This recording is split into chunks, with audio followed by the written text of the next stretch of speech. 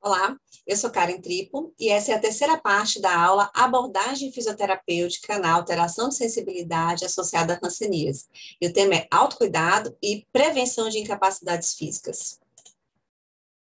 Os déficits primários que a gente discutiu na primeira parte dessa aula, que envolve lesão neural causada pelo bacilo e pela resposta inflamatória gerando a neurite, que vai levar ao comprometimento sensitivo, que a gente discutiu como avaliar na segunda parte dessa aula, e esse comprometimento sensitivo está relacionado à diminuição ou perda da sensibilidade térmica, dolorosa e tátil, e também às alterações motoras, como fraqueza ou paralisia muscular, e também alterações autonômicas, como ressecamento da pele, distrofias ungueais, alterações de pelos. Esses déficits primários, eles podem ser revertidos. Uma das questões com relação a essas alterações primárias é se elas podem ser revertidas. E se a neurite foi identificada e tratada precocemente, nos primeiros 6 meses após o diagnóstico, a chance de reversão desses comprometimentos, desses déficits primários, é maior, especialmente se o paciente está sendo tratado e está realizando o autocuidado. Então, a importância da prática do autocuidado para os quadros com as alterações.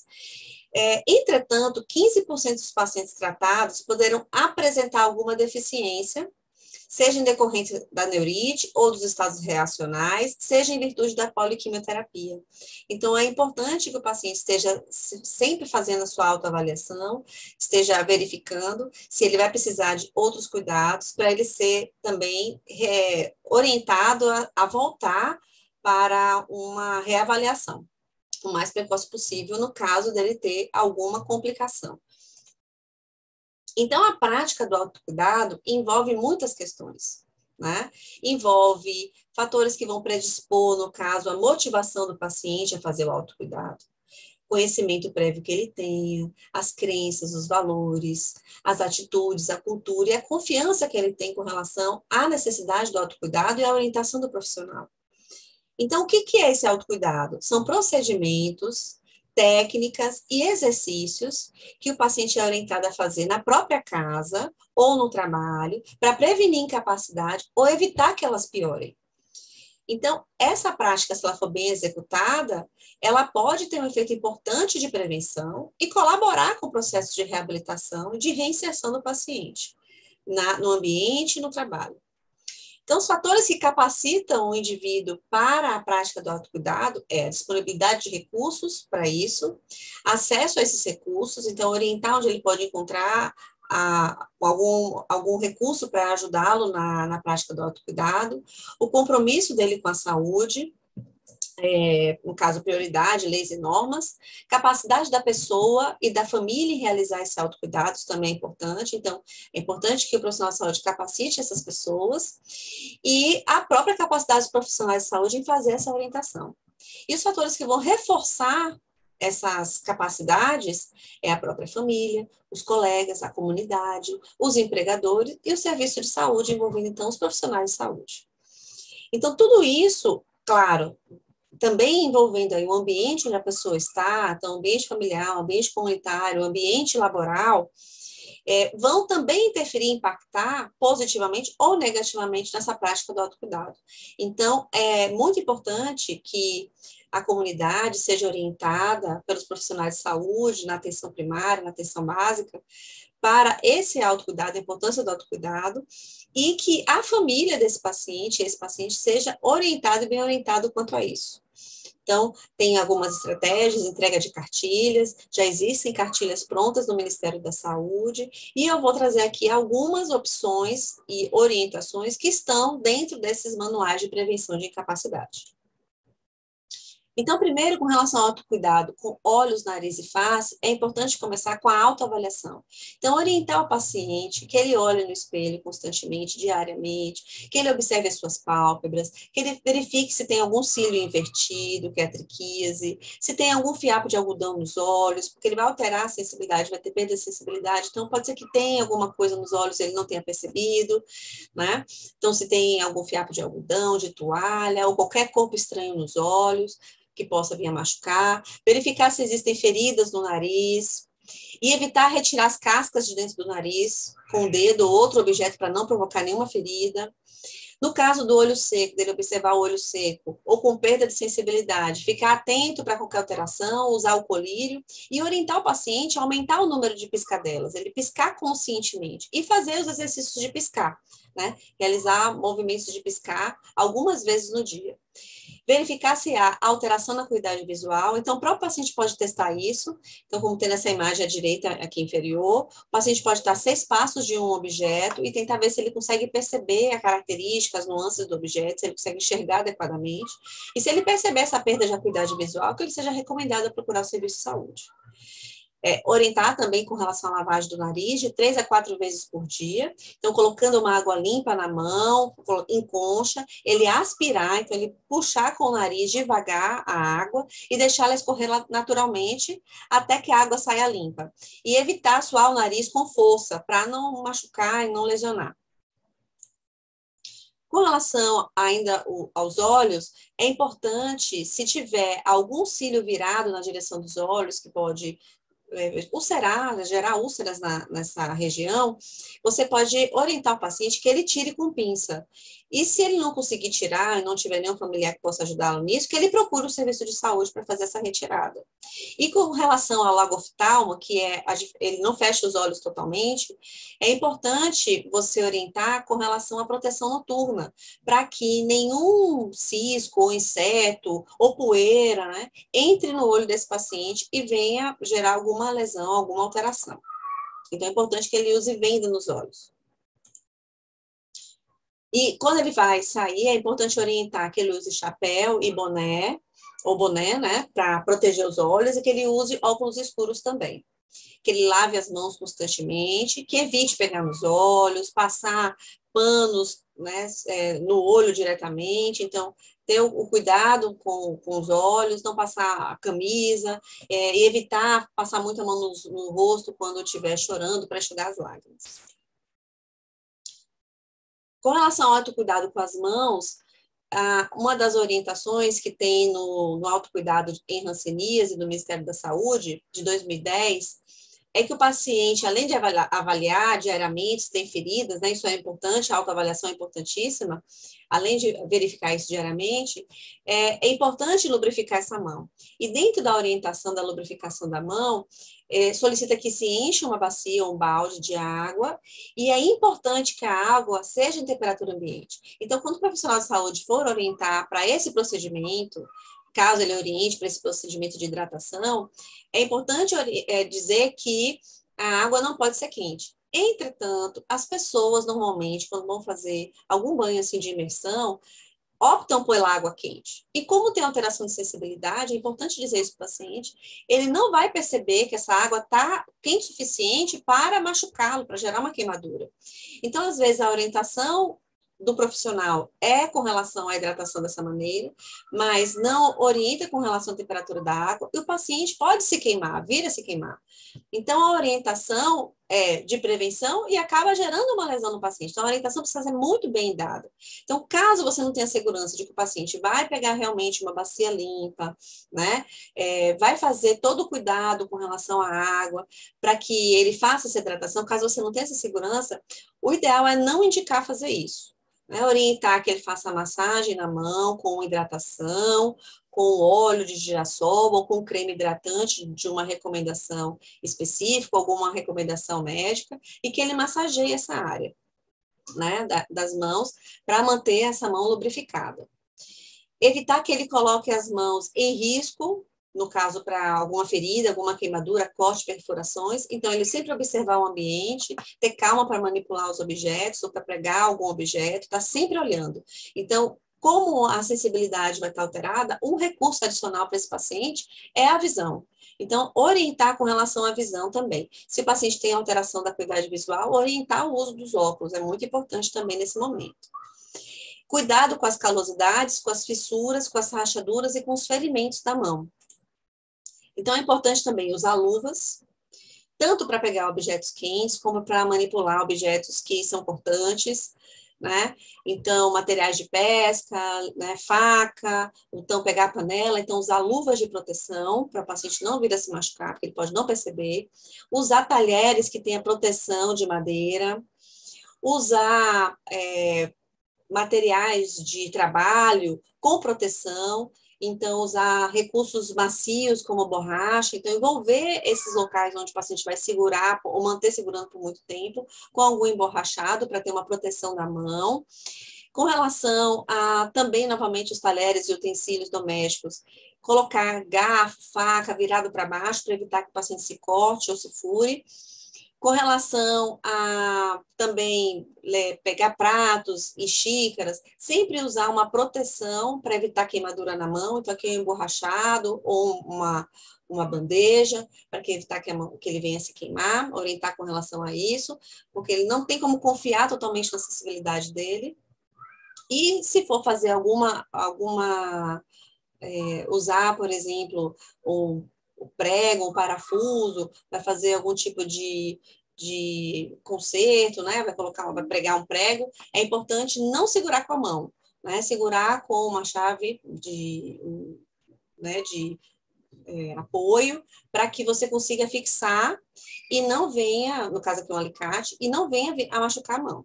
E esse alicate também deve ter uma proteção para segurar no caso o martelo aqui também com a proteção para evitar lesões na mão.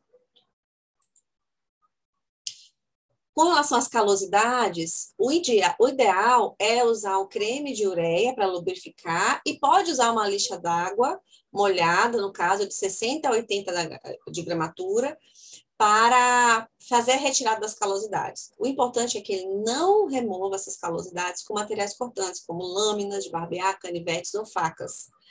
E o ideal é que ele evite ficar com calosidades na mão, porque a mão já está com perda de sensibilidade, ainda está dormente, né? Com calosidade, vai aumentar a chance de ter alguma ferida.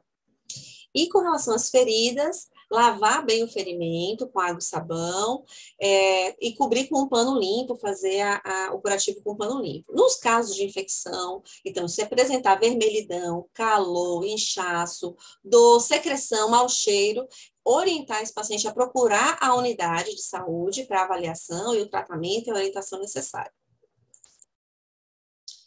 Com relação à fraqueza, então é importante fazer exercícios. E antes do exercício, é importante hidratar e lubrificar a mão. Então, para que evite fissuras durante o exercício. Então, com relação ao início, é importante, antes dos exercícios para melhorar a força, é importante você ganhar um pouco de mobilidade dessa área. Então, iniciar com exercícios de alongamento. Alongamento não vai melhorar a fraqueza, não vai melhorar a força, mas vai melhorar a mobilidade para o treino de força.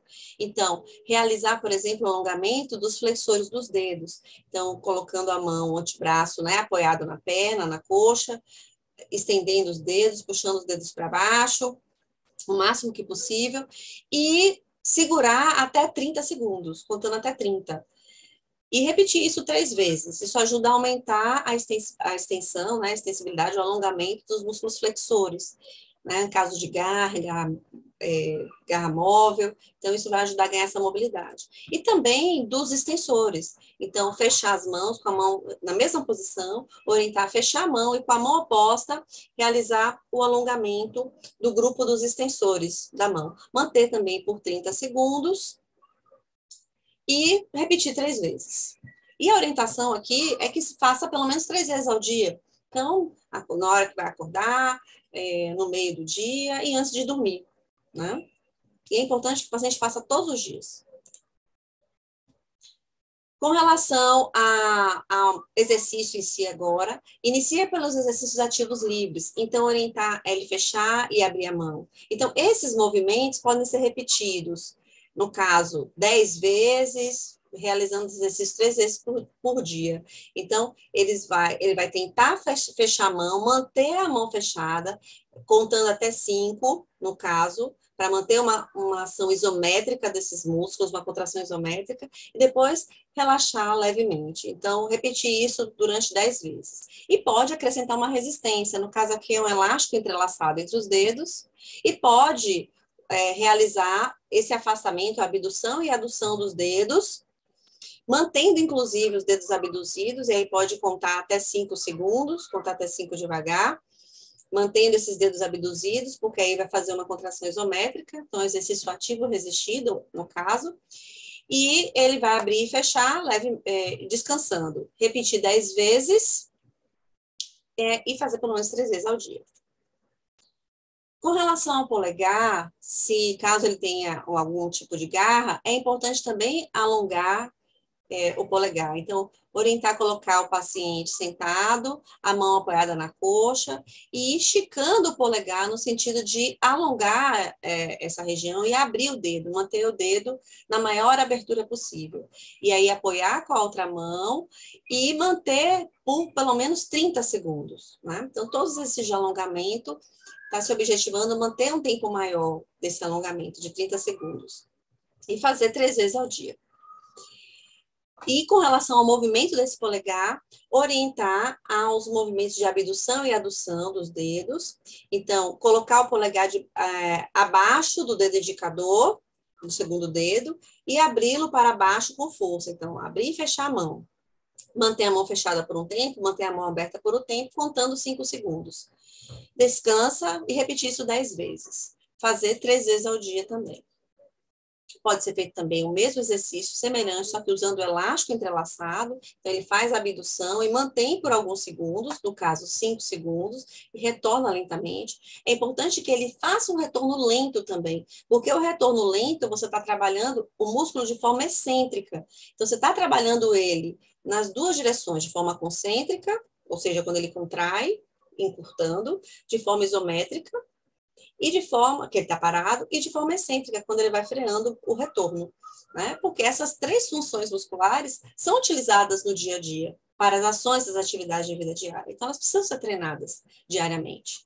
Aqui é com um pregador, por exemplo, usando para trabalhar as pinças, tá? Também repetir 10 vezes em cada dedo, 3 vezes ao dia, né? Fazer também exercícios de abrir e fechar a mão, como um todo, tá? Com a palma da mão voltada para frente, como se fosse o movimento de um pato. Então, fazer esse movimento de abrir e fechar a mão, para trabalhar também um pouco a pinça, não deixa de trabalhar a pinça. Repetir esse exercício 10 vezes, 3 vezes ao dia. E esticar a lateral, né? Porque aqui está relacionado ao nervo ulnar. Então, esse alongamento da lateral da mão ajuda também a alongar o nervo ulnar, esticando essa região. Então, pode ajudar a diminuir sintomas de dor associados a esse nervo. Então, alongar suavemente, manter 30 segundos, voltar lentamente. Nunca soltar um alongamento abruptamente. Orientar com relação a isso também. Então, sempre soltar delicadamente, lentamente. Repetir 3 vezes e fazer 3 vezes ao dia. Mas sempre, antes de qualquer exercício, né, antes de começar essa sequência de exercícios, hidratar e lubrificar a mão. Ainda, exercícios de flexão e extensão do punho, para trabalhar a mobilidade desse punho. Então, repetir 10 vezes eles, e também com uma carga. Então, aqui um exercício sem carga, e depois você pode ser segurando uma latinha com areia dentro, ou segurando uma garrafinha de água, fazendo esses exercícios para trabalhar os extensores do punho, que estão envolvidos aí com o nervo radial. E também, de uma certa medida, você está trabalhando a preensão, porque você está, preensão no caso dos dedos, a função de preensão da mão, porque está orientando a segurar um objeto enquanto realiza um exercício. Então, também está influenciando na força dos flexores dos dedos.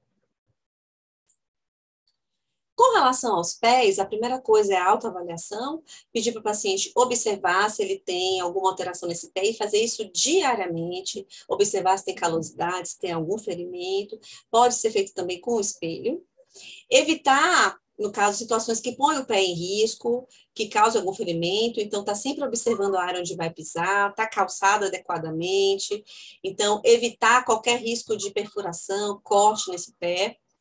E hidratar e lubrificar os pés. Então, novamente, uma das orientações que tem no Manual de Autocuidado em Hanseníase de 2010 do Ministério da Saúde é com relação à bacia com água. É importante que a bacia seja uma bacia limpa, a água seja uma água de torneira, água a temperatura ambiente. Novamente, é muito difícil um paciente fazer um escaldapé e não usar água quente. Então, orientar que não pode ser usada água quente aqui, porque ele não tem como confiar na acessibilidade, né? Então, pode estar numa temperatura que venha queimar, então que ele não use água quente para fazer isso, né? A não ser que tenha um familiar que tenha como fazer isso de uma forma orientada, né? Ou esteja fazendo com um profissional de saúde próximo.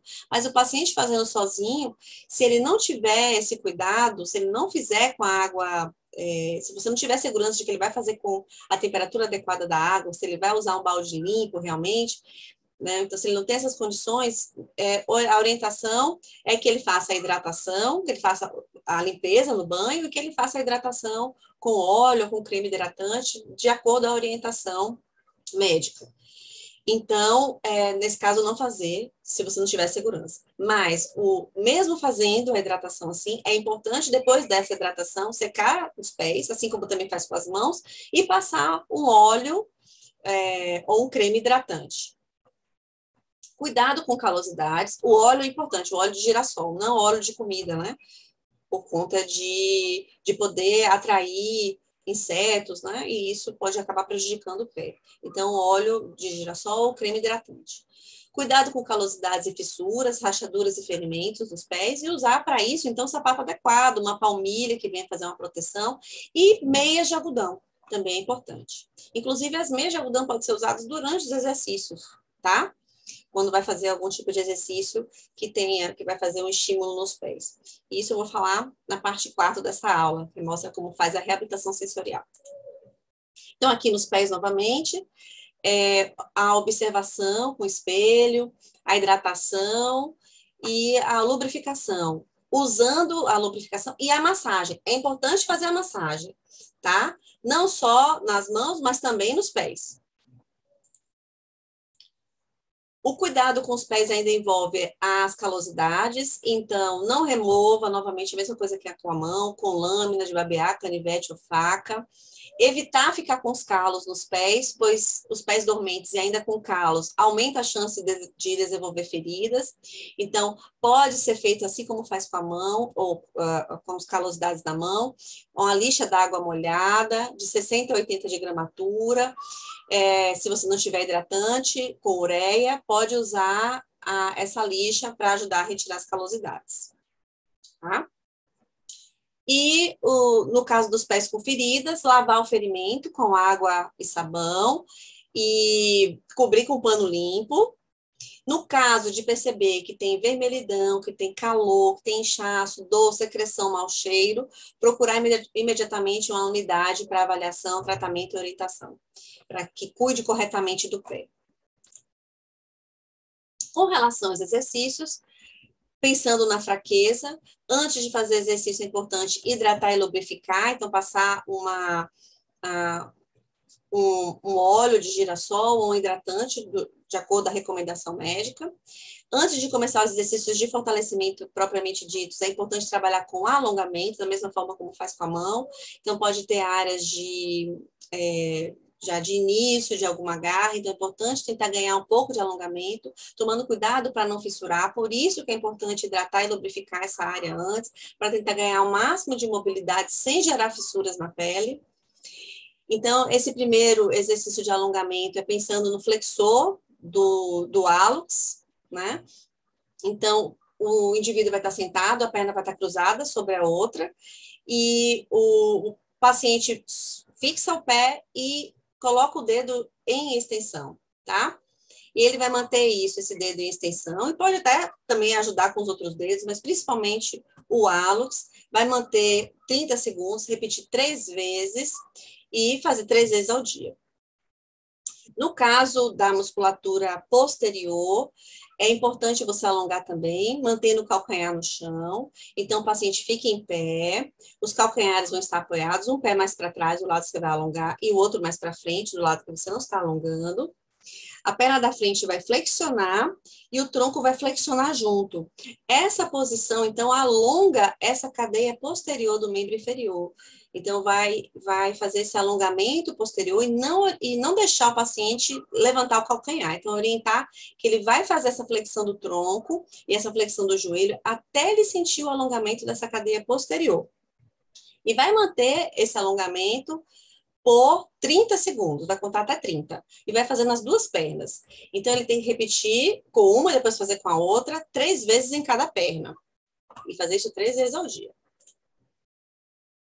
Com relação à mobilidade também de joelho e de tornozelo, o paciente pode se sentar numa cadeira e você vai orientar que, do lado que você quer melhorar a mobilidade, que ele realize essa flexão, e ele tem que sentar no cantinho da cadeira mesmo, para ele conseguindo fazer essa flexão o máximo que ele puder, mantendo o calcanhar no chão, porque isso também alonga a musculatura posterior, no caso aqui mais especificamente o sóleo, vai alongar essa musculatura posterior de uma forma mais qualificada, de maneira melhor. Porque o alongamento anterior, vou voltar aqui, o alongamento anterior, ele fez pensando em toda essa cadeia posterior, envolvendo gastrocnêmios, mas para dar uma prioridade maior no sóleo, o tornozelo tem que estar em dorsiflexão e o joelho mais flexionado. Então, vai deslizando o pé para trás do banco, sem retirar o calcanhar do chão, até o limite. Mantendo essa posição até 30 segundos e voltar lentamente. Repetir com a outra perna e fazer 3 vezes ao dia. É também recomendado esse alongamento com um elástico. Então, sem deixar o calcanhar levantado do chão, você pode levantar junto com a faixa, no sentido de alongar, e você vai manter até 30, ou você pode fazer no sentido de ajudar a fazer a dorsiflexão.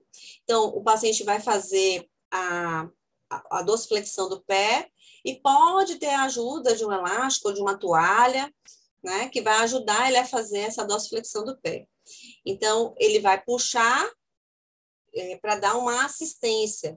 Vamos supor que o paciente tem uma diminuição da mobilidade desse pé para fazer a dorsiflexão, então ele precisa de um recurso de assistência. Então, essa orientação de exercício é indicada para que ele possa iniciar o fortalecimento desse músculo que não tem força suficiente para vencer toda a dorsiflexão ativamente, sem uma assistência. E aí você pode repetir 10 vezes e fazer 3 vezes ao dia. Fazer 10 vezes em cada pé. Aqui é fazendo a dorsiflexão sem ajuda, então faz a dorsiflexão do pé, pode manter por 5 segundos e voltar lentamente para o pé no chão, então repetir 10 vezes, 3 vezes ao dia, e pode colocar uma resistência, né? Um saquinho de areia, aqueles que você coloca perto da porta para segurar a porta, por exemplo, então você pode prender no pé, ou pode colocar no dorso do pé e fazer essa movimentação. Ou colocar o pé do lado oposto sobre a parte do antepé e ele vencer a resistência do próprio pé para fazer esse movimento. Isso pode ser feito também. Então, ele vai manter o pé em dorsiflexão, vai contar até 5, ou seja, fazendo a isometria, e vai recuar levemente. Vai repetir 10 vezes, 3 vezes ao dia. Então, já passa a ser ali um exercício resistido. E um outro exercício legal para o pé, para melhorar a mobilidade do pé, tentar diminuir a garra, é você orientar esses exercícios e também melhorar a sensibilidade em certa medida, ele ajuda nisso, porque é um estímulo tátil, né, um estímulo sensitivo. Você colocar uma toalha, colocar o paciente com o pé sobre a toalha e pedir para que ele puxe, estique os dedos e puxe a toalha. Né? Então, isso vai fazer com que ele tenha mobilidade tanto de flexão como de extensão do dedo. Então, ele vai repetir isso algumas vezes, pelo menos 10 vezes, vai descansar, vai repetir contra o pé. Então, pode ser feito 5 a 10 vezes, 3 vezes ao dia. E com relação às longas caminhadas, o que você deve orientar o paciente? Deve orientar segundo o manual, que ele caminhe com passos mais curtos. Então, na verdade, é ter mais atenção na caminhada, né? Reduzir tantos passos pode diminuir muito a distância do pé do outro e pode precipitar a queda. Então, é andar com um pouco mais de lentidão, observando mais o lugar onde está pisando, né? Evitar, e também o passo curto, evita muitas mobilidades no pé. Então, se vai fazer uma caminhada muito longa, esse excesso de mobilidade do pé durante a marcha pode aumentar a quantidade de fissuras. Então, a tentativa é tentar diminuir a sobrecarga do pé, na necessidade de uma caminhada longa, mas é importante andar lentamente, observar, parar, observar o lugar onde está pisando, parar de vez em quando para descansar os pés, para dar intervalo de repouso e usar uma palmilha mais isolante para reduzir o risco de ferida e usar um sapato adequado. Um sapato fechado, um sapato adequado.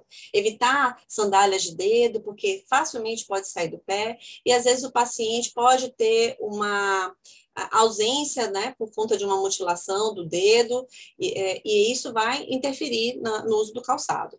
Então, o calçado deve ser um calçado adequado, de acordo à orientação do profissional de saúde. Então, com relação à caminhada, os cuidados que o paciente deve tomar: evitar caminhar se houver ferimentos, ou seja, caminhar umas longas distâncias para não piorar a ferida. Não quer dizer que ele não deva caminhar. Em certa medida, um pouco de movimento é importante para ajudar também na cicatrização. Mas a questão é evitar caminhar muito tempo. Procure saber que distância você pode caminhar sem ferir seus pés. Use apoio de muleta ou de bengala, se for possível. E use o pé, repouse o pé se aparecerem áreas vermelhas, quentes e ou com bolhas após a caminhada. Então, é importante dar o repouso, fazer a hidratação, fazer a higienização do pé e a hidratação e dar o repouso. Esse quadro é um quadro também do Manual de Capacidade do Ministério da Saúde, onde ele mostra algumas intervenções, no caso, básicas em nível primário, para as mãos. E aí, nesse caso, ele mostra quais são as intervenções com adaptação e auxílio externo, a intervenção com equipamento e recursos especiais e alguns encaminhamentos nas necessidades específicas. Então, ele fala aí do autocuidado, então todas essas questões que a gente já colocou anteriormente, com relação à proteção e com relação à limitação da atividade. Então, as orientações de movimento, ensinar o movimento para que ele substitua uma função que ele perdeu, de forma que ele consiga fazer aquele movimento, é importante. Então, se o paciente, por exemplo, acabou perdendo o dedo, né, teve essa alteração, né, do encolhimento dos dedos, até perder mesmo os dedos, é importante você orientar o uso de pinças. Então, usar a palma da mão para fazer conseguir pegar pequenos objetos com pinças. Então, usar pinças com as duas mãos para pegar objetos pequenos, por exemplo. Então, orientar essas adaptações é importante. Então, orientar quanto aos instrumentos de proteção, as luvas, como lavar, a lixa, a temperatura da água, tudo isso é muito importante, que a gente colocou antes. Se essas orientações não forem realizadas, ou seja, se for apenas feita a entrega da cartilha sem as orientações, é muito difícil o paciente aderir ao programa de cuidado, né, de autocuidado. Se forem necessárias órteses, por exemplo, o paciente tem mão caída, é importante encaminhar para a confecção das órteses específicas para manter o posicionamento da mão funcional, por exemplo. Modificar o formato de instrumentos ou fazer adaptações, por exemplo, no talher, na xícara. Então, se a xícara, por exemplo, tiver chance de queimar a mão do paciente, então lembrar de adaptar para um formato maior. Se ele tem dificuldade de segurar, um formato onde a mão dele possa, de repente, entrar nessa forma para ele segurar a xícara, com toda a proteção na região da borda da xícara, para ele não queimar a mão. Então, essas questões devem ser levadas em consideração. Então, o auxílio de um profissional, fisioterapeuta e um terapeuta ocupacional vai colaborar nesse processo. Então, usar adaptações, no caso de fissuras, com splints e órteses na mão, para evitar que aumente essas fissuras, e, havendo necessidade de uma cirurgia eletiva, reconstrutiva, encaminhar para o hospital, né, para que ele seja avaliado com relação à necessidade da cirurgia.